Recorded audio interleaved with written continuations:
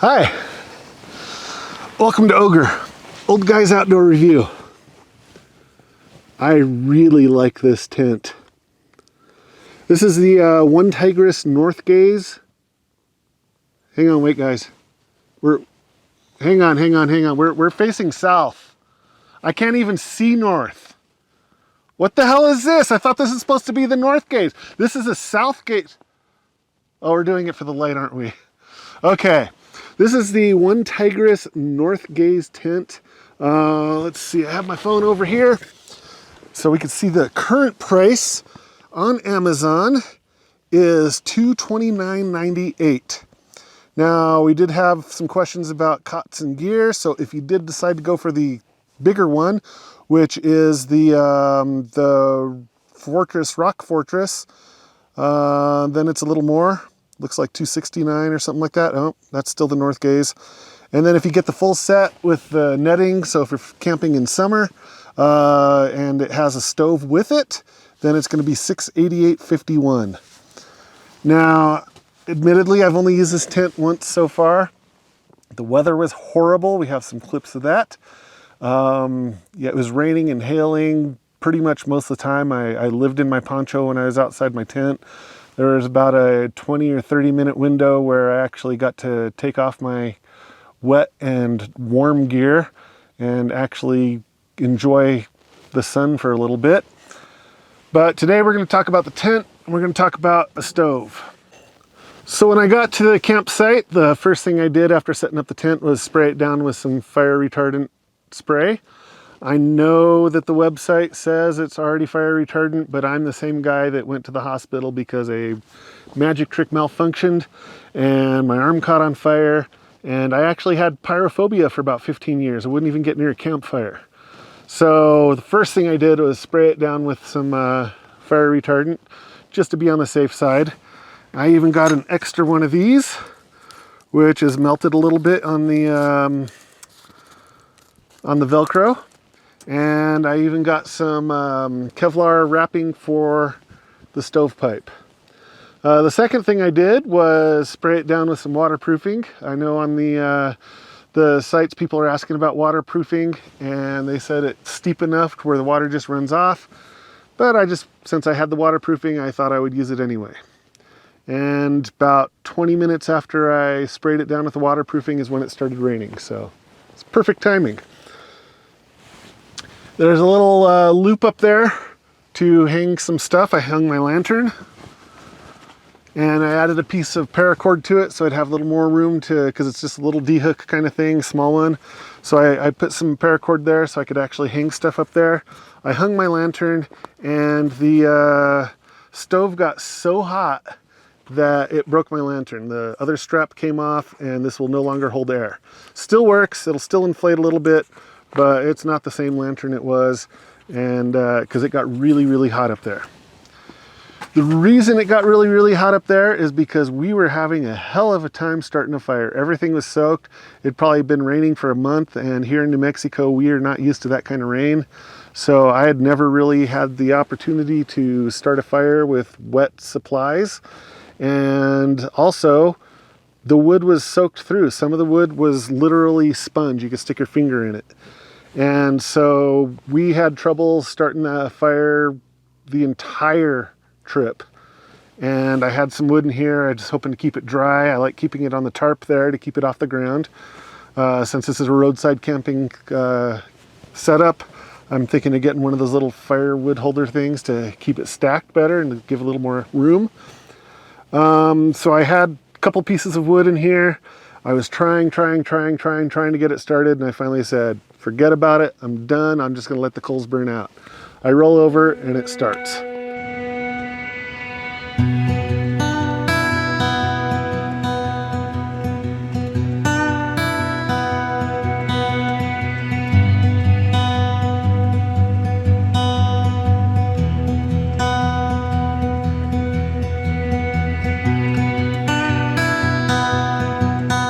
So I took another piece of wood and threw it in there, and it got way too hot. It was super hot up here. That's what melted my lantern. On the outside of this, it melted the plastic little push button slidey thingy, and my whole tent filled with smoke. Luckily there's zippers on top here, so I just opened up the zippers on top, let the smoke vent out.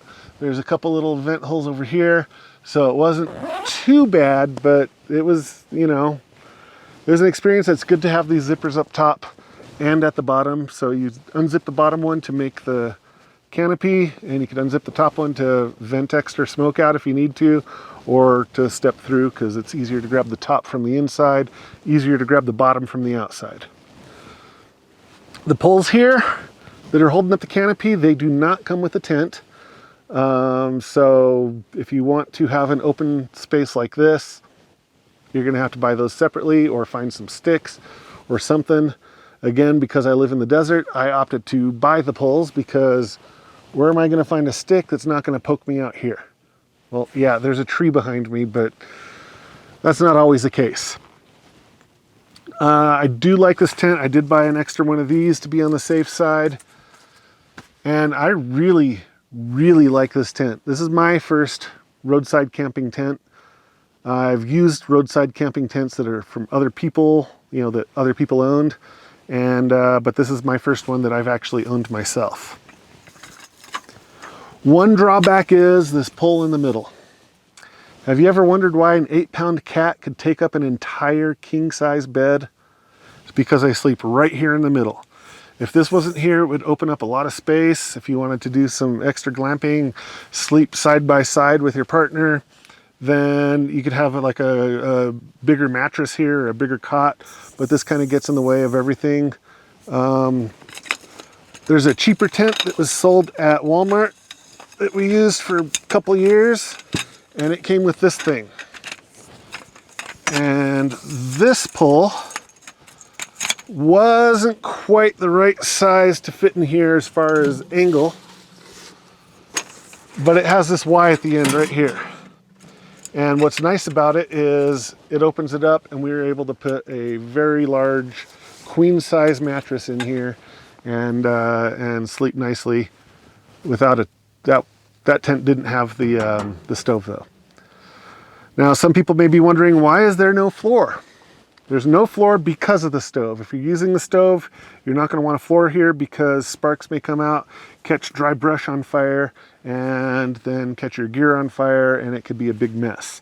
That's why they, well, I guess the brush would be covered by the floor. So it'd catch your floor on fire, because most tents aren't designed for a stove. So they keep this so it could land on, and you could clear out the area. I didn't, because we're just filming. And what else is cool? I've got the vent holes up here. We got some gear loops down here, some mull webbing on the side of the door so you could hang gear here. Yeah, this is a really cool tent. Really, really, really, I'm going to give it at least 4.5 stars. I love this tent. It kept me nice and warm, and my buddy I was camping with was in his tent, and he was very, very cold, and he got out to use the restroom, came back, and his dog took up the entire bed and wouldn't let him get back in bed. And I am sitting here, I was nice and toasty because of the stove and the way this holds the heat in, and obviously it was hot because it melted my lantern. I really like this tent a lot. So this right here, there's a little button in here. Let's see if I could get to it. Right here, this is what melted outside the tent when it was cold outside. This stovepipe got pink hot, not red hot, pink hot. And I did wrap this with Kevlar before anything else. And if you handle this, just make sure you're wearing gloves, because you can get little splinters. Ask me how I know that. Had little splinters in my hand because I didn't realize that, because I've handled Kevlar before because I used to spin fire. That's what helped me get over my pyrophobia. And so I never got the splinters. This is different stuff than what you'd normally spin poi with. And so handling it, I'm sure it's burnt off now, but I'm not going to touch it. You can see some little ones sticking out right there, probably all burnt off. But handle those with gloves, because you don't want those splinters. They are highly annoying. So what does the Northgate come with? It comes with guy lines. I love these guy lines. These little dots right here, I didn't get a good picture of them at night because my phone has a really good night camera, and so it kind of ruined what I was trying to do. But these guy lines, they light up.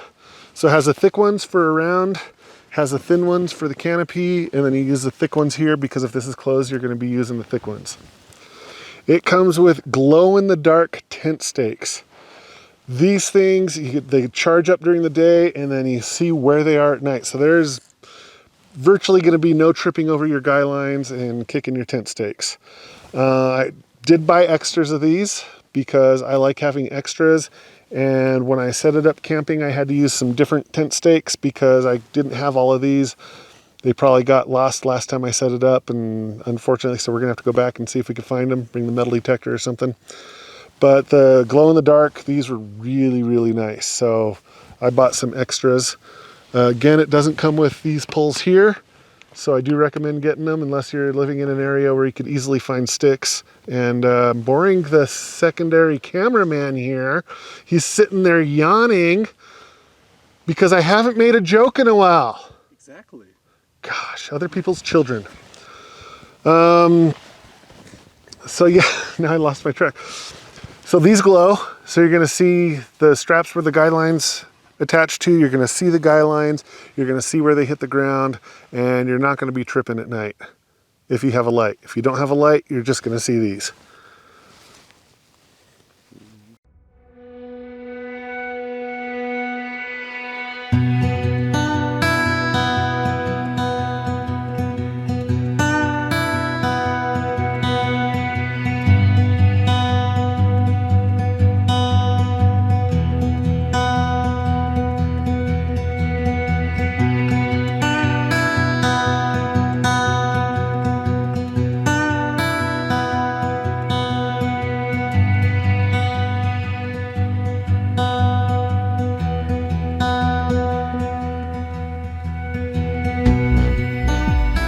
So this question is for Betsy. She asked if there's room for 2 cots and a gear.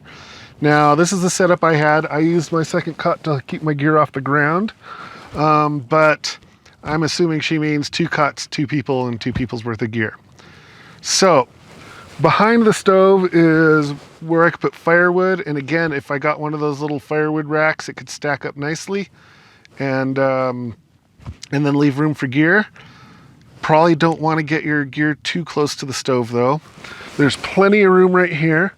There's a little bit of room behind the cots because of the slant, and then there's room over there where the cameraman goes. So even if we were to use this exact same setup, there's plenty of room for gear. However, with a little bit of rearranging, you can make more room. One of the things is these are low cots. Because of the slant of the tent walls, I'm using low cots. This one that I'm on now actually has legs, so it could raise into a higher cot. So it's nicer for sitting on and stuff. But there is actually lots of room. However, if you wanted to go with a bigger tent, you could get the Rock Fortress. It is a 4 to 6 person. This is a 2 to 4 person tent. And you could have the gear, it'll be huge. One thing when I first saw that the Rock Fortress was bigger, my first thought was, man, I wish I got the bigger tent because this is my roadside camping tent and I want to glamp. And I'm kind of glad I didn't because this footprint is huge. You have to have a big enough space to do it. Now I know the dimensions are online, but we'll get a basic idea of how far this footprint is from side to side. To the center, we're at 74 inches, which is 6 feet 2 inches. So that would be, 12 feet 4 inches from end to end. That's quite a bit of room. As far as how high it is, we got it at 74 inches high, but then there's another couple of 3 inches for the tape measure itself. So we'll call that 76 inches. So there you got 6.5 feet high in the center. Now you're not utilizing that entire 6.5 feet high because this thing is taking up that space. And it would be so nice if OneTigris made a Y-shaped pull for this and got that done, because that would be awesome. One thing this does have actually is this strap right here. It attaches to the opposite side. And what that does is prevents you from stretching this out far too much in order to set up the pole on the inside, which is really cool. Just make sure you reattach it before you take down the tent, because it's hard to find when you get it all folded up. Another cool thing about this is where you put the tent stakes in, you could actually adjust it. So you could have it loose, set everything up, and then tighten it up and get everything nice and taut. So that is another cool thing about this tent.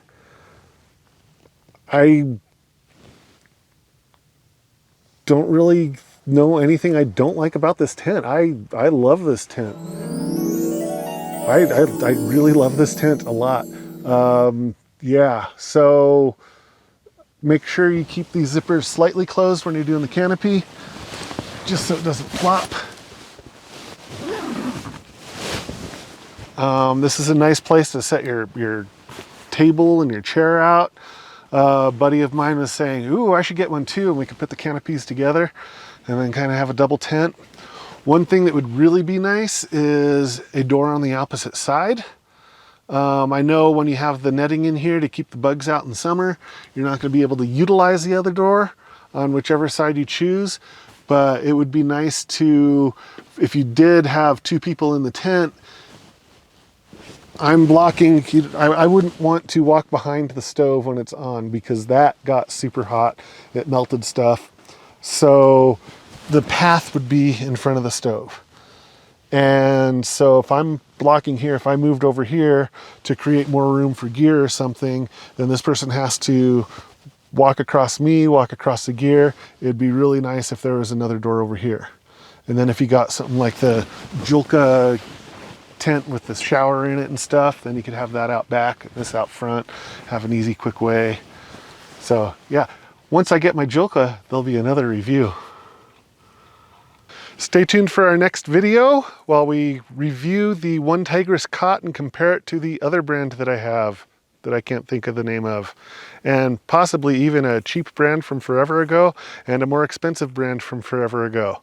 So we'll be comparing possibly 4 different cots on our next video. So if you have any questions, put them in the comments below and we will do our best to address them on our next video.